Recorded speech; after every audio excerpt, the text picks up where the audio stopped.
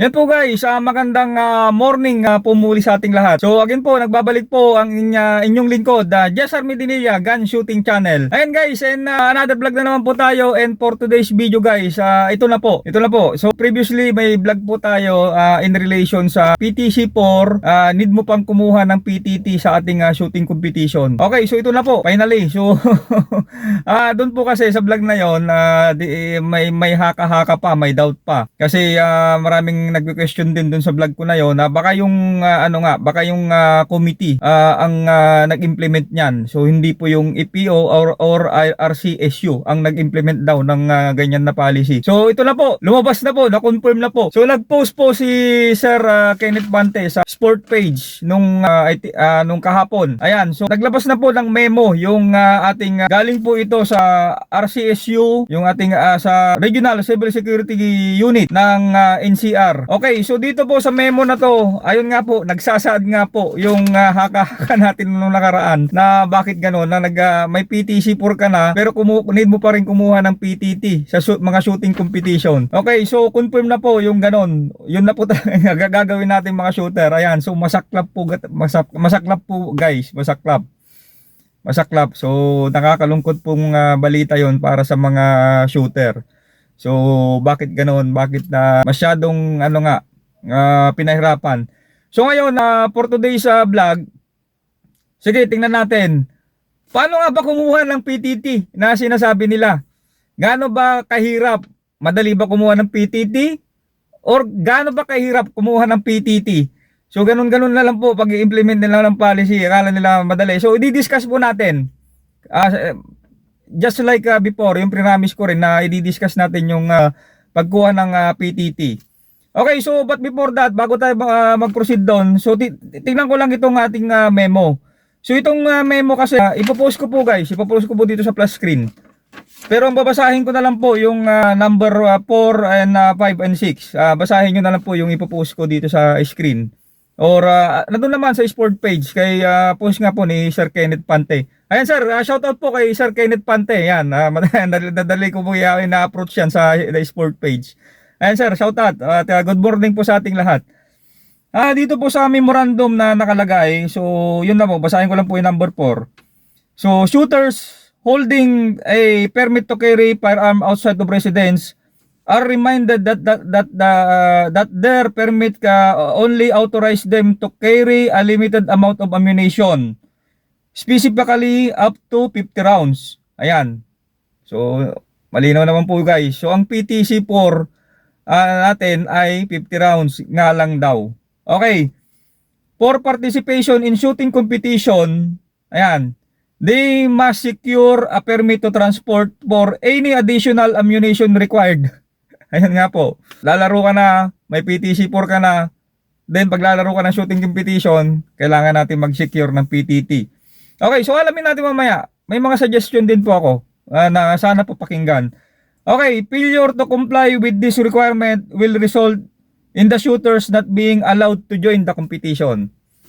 Okay, so number 5 naman, non-compliance with the provision of RA 10591 and HIRR shall result in penalties as provided by law, including but not limited to fines, suspension, cancellation, or revocation of licenses or permit.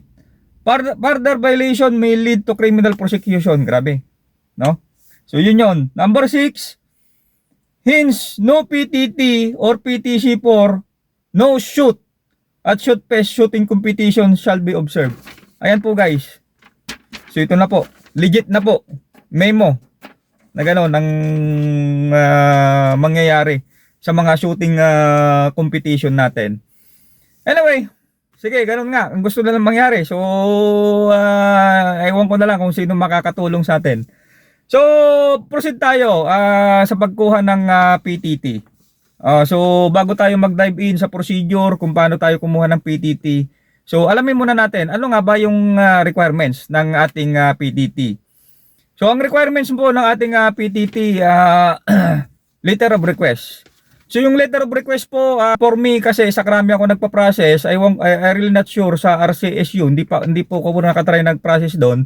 So sa Krame ko po kasi, ang letter of request, meron na po silang template. So yung template po nila, pipila pa mo na lang po, pipirmahan mo na lang po. At sa online naman po, yung letter of request, mayroon po akong previously vlog kung paano po mag-process ng, paano po kumuha ng PTT sa ating online. So nandun po yung template ko dun sa ating letter of request.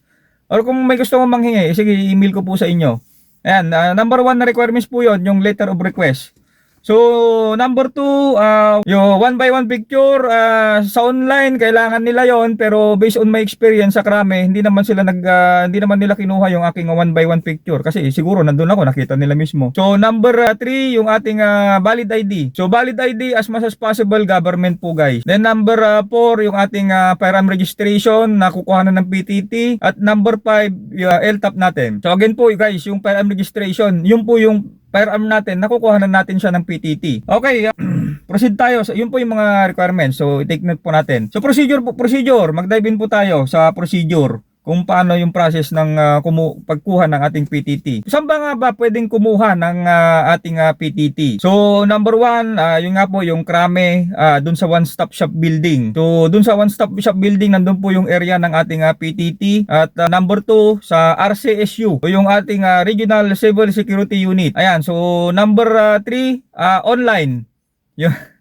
Yung online, mamaya ko guys, meron pa kung ano dyan sa comment sa online.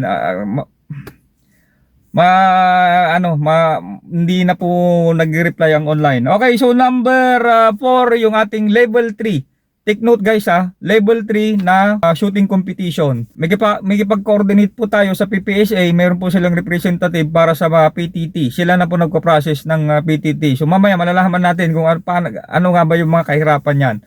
Okay, yun po yung mga kung saan tayo pwedeng kumuha ng PTT. Ang pagkuha ba ng PTT ay madali lang ba?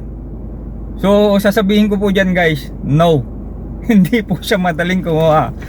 So, bakit ko nga ba nasabing hindi po siya madaling kumuha ng ating PTT? Okay, so ganito po kasi yan guys. Ako po shooter. Ang shooter po na aktibo sa shooting competition, or passion natin ang shooting competition. We all know, yung mga naglalaro dyan, na katulad ko na active sa shooting competition, we all know ang shooting competition ay weekly. So sa atin, gusto natin mahasa tayo. So as much as possible, umattend tayo weekly sa shooting competition. Hindi lang sa special event, hindi lang siya kung gusto nating laruan si level 3. Sa akin kasi ang perception ko sa shooting, gusto ko maglaro weekly para mahasa ako ng mahasa. Kasi hindi na ako nagpa-practice. Nag-driver na lang ako. So sa shooting competition na lang ako kasi mahal po ang bala kaya ganoon. Driver lang po. Then atin po ako ng weekly ng shooting competition. As much as possible, wala po kong papaligtasin sa weekly. Baka kasi hindi na nga po nagpa-practice. So driver na lang po. Ayan, di po katulad dati nung mura-mura pa po yung bala. 2 times a week po ako mag-practice bago po yung shooting competition ng weekend. Okay, so bakit ko po nabanggit yon? Kasi guys, ganito. Ako, may experience. Pagpunta ako ng Krame, magpa-file ako ng PTT, submit ko yung requirements, magbabayad ako, maglilib ako sa trabaho guys para kumuha lang ng PTT. Then ang masaklap po doon, hindi mo po agad makukuha yung iyong PTT. Kasi pipirmahan pa po yun ng ating EPO chip. Then, kukontakin ka nila. Sir, okay na po yung PTT mo, pwede na pong i-release. Babalikan mo na naman po para kunin yung PTT. Can you imagine guys, yung proseso na ganun? Pupunta ka dun sa kanila, mag-process ka ng PTT, hindi mo agad makukuha, babalikan mo ulit. Grabe. So, can you imagine yung shooter na yon? Kung weekly naglalaro ako, or yung ibang shooter dyan, ibig sabihin, weekly ka pupunta dun sa magpa-file o kukuha ng PTT. Tapos babalikan mo ulit pagka hindi na-release on that day. Grabe, di ba? Parang sinabi nilang, oy, kayong mga shooter. Sorry for the term. Pasensya na po. Or kayong mga shooter, ganyan po kahirap. Huwag na kayong mag-shoot. Pasensya na po. Ganun po kasi talaga ang feeling ko Mahirap. Now, lumabas naman po yung online application ng PTT. Grabe, tuwang-tuwa ako. Napuri ko kasi online application. Wow. Accessible sa internet. Kasi IT rin po ako, kaya sabi ko madali lang i-process to kasi may idea na po ako sa mga pag-apply, hindi na po ako nahihirapan. Kaya ako nga po ginawan ng vlog yan, yung online application, para sa ganoon na yung mga kasamahan natin na shooter, or yung hindi man may mga shooter, yung mga kasamahan din natin na mahilig pumunta sa firing range para mag-shoot, matulungan ko sila. So natuwa ako, ginawan ko po ng vlog yan. So una naman siguro mga 2 to 3 times nakakuha naman po ako sa online application. Madali naman po, nagre-reply naman po yung representative nila. Then after that, 2 to 3 times wala na po. Hindi na po nagre-reply yung representative ng online application. Kasi napakadali sana, kung tutuusin guys, napakadali talaga kumuha ng online application. Kasi natry ko na po yan, sabi ko na nga 3 times nga ako nakakuha ng online application. Kung yan po sana marami silang representative, siguro hindi ko naman biniblame yung representative. Kasi siguro siya mag-isa siyang sumasagot o nagpa-process ng mga online application. Siguro so sobrang busy niya, hindi niya na rin siguro naasikaso. Hindi ko naman po inaano yon. Alam ko naman po yan. Kasi matagal na rin po ako sa kumpanya, matagal na rin po ako nagtatrabaho. Alam ko po yan guys, na hindi po pwedeng iisa yung manpower mo kung marami kang customer. Siyempre yan hindi naman ganun ka ano yan. Nakapagod din naman yan. At mamaya magkataon pa, mainit ang ulo yan. Ganon. So dapat ang ginawa nila yan guys, siguro maganda yan online application sana. Kung damihan nila ng representative para makapag-entertain at makapag-process yung mga online application natin. Napakagandang idea yung online application. Kasi yun, isasubmit mo na lahat ng mga requirements mo, then i-email nila yung iyong PTT. Ayan, so nandun yung payment. Panoorin nyo po yung ating vlog, nandun po o yung ating vlog. Kaso nga po, yun nga po, maraming nagko-comment. Minsan hindi ko na rin po masagot yung mga nagko-comment na, "Sir, bakit hindi sumasagot yung representative?" Wala na lang sabihin ko, ako hindi sinasagot. Ayun sana ma-enhance nila yon. Since ito ini-implement nila itong ganyan nga na PTC4, need mo pa kumuha ng PTT sa shooting competition. So yun na lang po sana yung tulong nyo sa mga shooter sa amin, o hindi lang mga shooter, pati yung mga ibang mahilig din pumutok na pupunta lang sa firing range. Sana i-enhance nyo yung online application mga sir and ma'am, kung yan ang gusto nyo po. Okay, maliban po sa pinag-iusap ko na sana i-enhance nyo, damihan nyo yung manpower dun sa online application para sa ganun ma-entertain nila yung mga shooter na nagpa-file online application. So ito pa po isang pakiusap ko mga sir and ma'am, kung talagang in-implement nyo po talaga yan. Sabi ko nga yung unang vlog ko, okay lang, re-respetuhin po namin kung ano po yung naging plano nyo. Willing po kami magbayad kasi nga passion po namin ito. So ito po yung susunod na suggestion ko sana mga sir and ma'am. Kasi sa ngayon po nangyayari sa level 3, yun doon lang po nakapokus yung ating PPSA na kuhanan ng mga PTT sa mga shooter na gustong pumutok po sa kanila. So minsan po napakahirap din kasi ganun din yung PPSA din, siguro busy din sila mamunik yung mga representative, hindi rin po sila agad nakakapag-reply. Okay, so suggestion ko po sana mga sir and ma'am, although sa level 3 naman katulad ng Facebook nga na sinabi nilarawan ko na nakaraan, doon na po on the spot pwede nang kumuha ng PTT kasi sila na po nagpo-provide. The best po yun, napaka the best po yun na solution kung talagang ganyan po yung gusto nyong mangyari. So sana po hindi lang po level 3 ang lalagyan nyo po ng ganon. So level 1, level 2, level 3 up to kahit level 4, hindi naman tayo nagpapalo ng level 4 sa atin mga ano na yun, Australasia. Level 1, level 2, level 3. Sana po mga mamam and sir, ang suggestion po sana namin as shooters, ang suggestion ko for me, maglagay na po kayo ng representative nyo dun sa nagpapalaro para dun na po kami pwedeng kumuha ng PTT. Dun na po, walang problema po yung bayan, babayaran po namin yan. Ayan, so malaking tulong po sa amin na shooter yon. Kasi biruin mo, pupunta ka doon, okay, maglalaro ako, gaganahan ka pa paglaro kasi alam mo, pwede nang kumuha dun sa palaro ng PTT, okay lang. Pupunta ako doon, maglalaro ako doon, then doon ko nang babayaran yung PTT ko. Di ang alwan ng buhay ng shooter kung ganun. Sana yan na lang po may tulong nyo sa amin. Hindi yung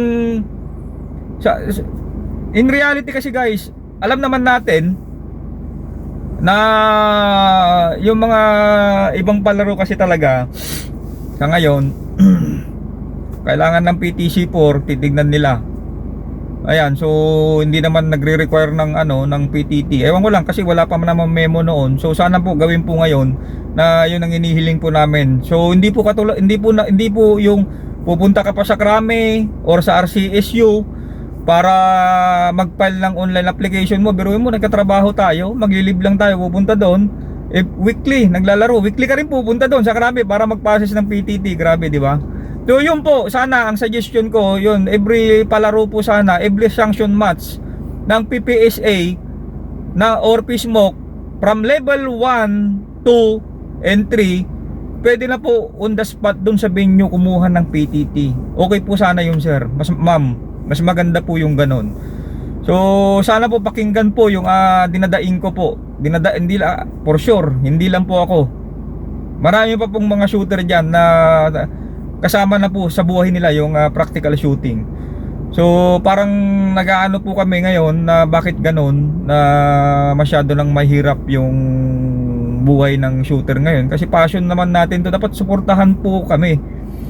Kasi sa World Shoot, babanggitin ko po sa inyo mga ma'am and sir, yung mga nag-i-implement na ganyan na policy, dapat suportahan po ng government yung mga shooter. Kasi pride po tayo sa World Shoot. Alam naman natin, kitang-kita sa World Shoot kung sino namamayagpag sa practical shooting competition. World Shoot ha, Australasia, World Shoot, Standard Division, nandyan si Khalil Biray, nandyan si Bro Tixon, nandyan si Joseph Bernabe, at yung mga ibang shooter. Biruin mo, yan, unbeatable yan. Ang naglalaban lang dyan na silang dalawa, yung mga nabanggit ko. Classic Division, nandyan si Jaglihano, nandyan si Thomas Shoot, ayun, vlogger. Shoutout sa'yo, sir, si Thomas Shoot. Si Jun Catalan, si Leonard Lopez, nandyan si Idol Jetro Junicio. Ayan, yung mga malulupit sa ating classic division. Si Chan Edric Eliseo, ayan, nakakilala ng aming mayor sa Pilar. Ayan yung mga classic natin. Sa production, nandyan si Aaron Lanosa, yung ating production optic. Nandyan si coach GGM.